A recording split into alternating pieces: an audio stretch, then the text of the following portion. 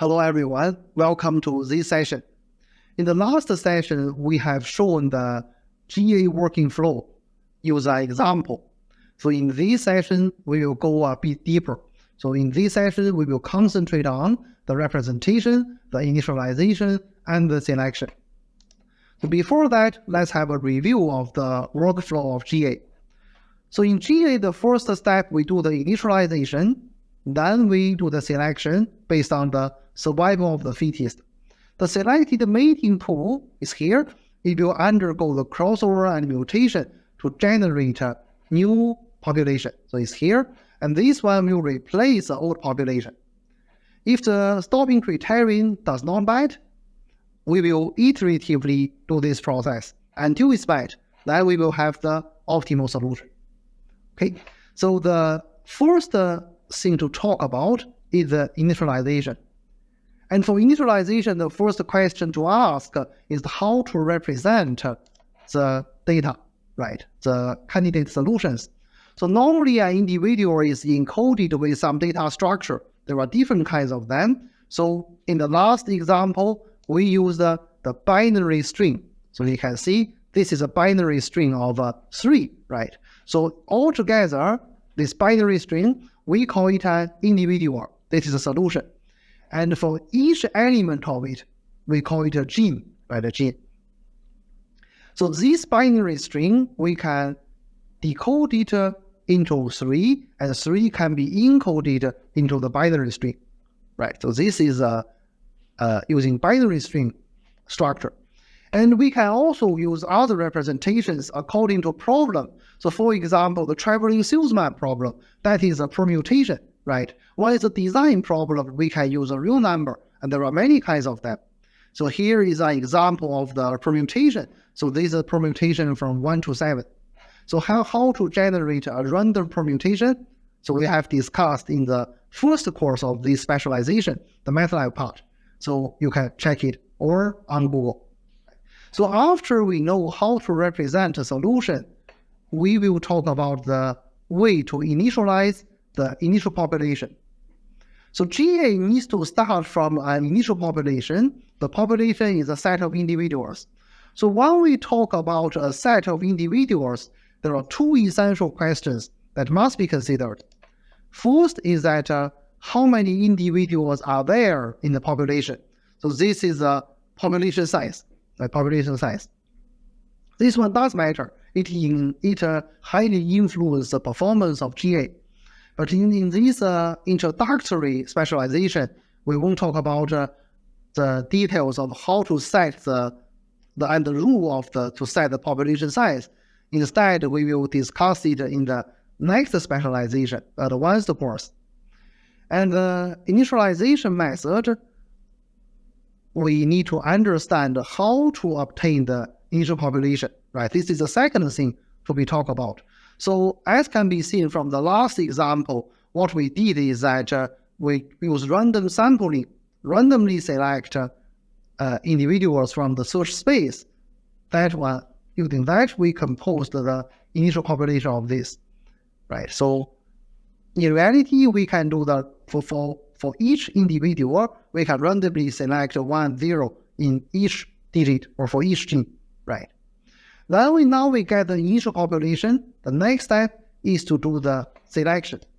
So selection based on the survival of the fittest. So what does this mean? What will this lead to the GA? So first, the selection decides which individual will go to the mating pool so that his gene will be inherited and will be propagated to the later populations. Second, the selection, we need to provide more chance for what? For better individuals, right? More chance for better individuals. That is the survival of the fittest.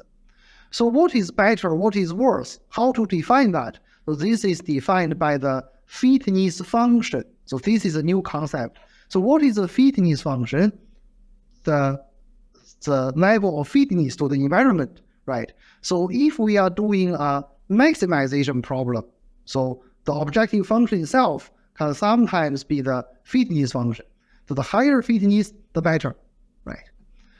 So when we know the fitness, we can do the selection. There are several kinds of selection methods. So here I list a few of them: the proportional selection, the tournament selection, and the truncation selection. So later we will talk about the proportional selection. Right? So let's see the same problem in the last session. So when we do the proportional selection, we mean the probability of an individual to be selected and become a parent is proportional to its fitness. So mathematically, we can use this formula. We can see this is the fitness of the xi, and here is the fitness of all the candidates. So as we can see from this formula, the higher fitness one will have a higher probability, right? Because this one is all the same for all the individuals, right? Okay, so just based on this formula, we find the fitness and the probability to be selected of the initial population. And we can see the best one, 56, have 55% to be selected, and the worst one only have 1% to be selected. So that's why after the selection, this one was eliminated and this one was selected twice. So, but after we get the probability, we still didn't finish the selection, right? So we need to some way to make use of this probability. And the way that we are going to talk about, we call the roulette wheel, right? So this is a wheel. And each individual occupies a part of the wheel, and this part is proportional to its fitness. So in this way, we can make the fitness be represented, and when turning the wheel, when you stop, it will point to one of the individuals, right? So then how to do that? In a program, we can do it like this. So we can first compute several breakpoints, so milestones, or we call it. S1 is the objective function of the first one. S2 is the first one plus the second one. Then we plus the third one. We plus all of them. So in this way, we have 0, S1, S2, S3, S4. Then we will generate a random number between 0 and the sum, right? So if this random number is smaller than S1, individual 1 is selected. If it's between S1 and S2, individual 2 is selected, and so on, right? So we can find in the to the proportion of the individuals, then the corresponding individuals will be selected. So just based on this, for the example, we found that okay, this one was selected twice, and the last one was eliminated, and the other one are selected by once, right? So this is the result. Why it happens like this? Knowing the selection process, we need to understand the effect of selection, right? So clearly, after selection, better individuals tend to have more copies. For example, in that case, the best one have 2 copies. And when we consider the effect of selection or any other operators in GA, we need to consider 2 things. One of them is called optimality, and the other one is called diversity. As we can see here, considering optimality, the mating pool is larger than the previous population, means it's better. This means the selection guides the search into a promising area in the search space because it eliminates the bad ones and remain the good ones. On the other hand, the diversity of the mating pool is smaller than the previous population. As we can see in the previous population, there are 4 different candidates, but in the mating pool, there are 3 different candidates. So the diversity is important, not to make the GA to be trapped in the local optima. So later we will discuss more about this. So we can see the optimality improved, diversity decreased. This is the function of the selection, or the effect of the selection. Then a question for you. So if my GA happens like this, I only have one operator, and that is selection.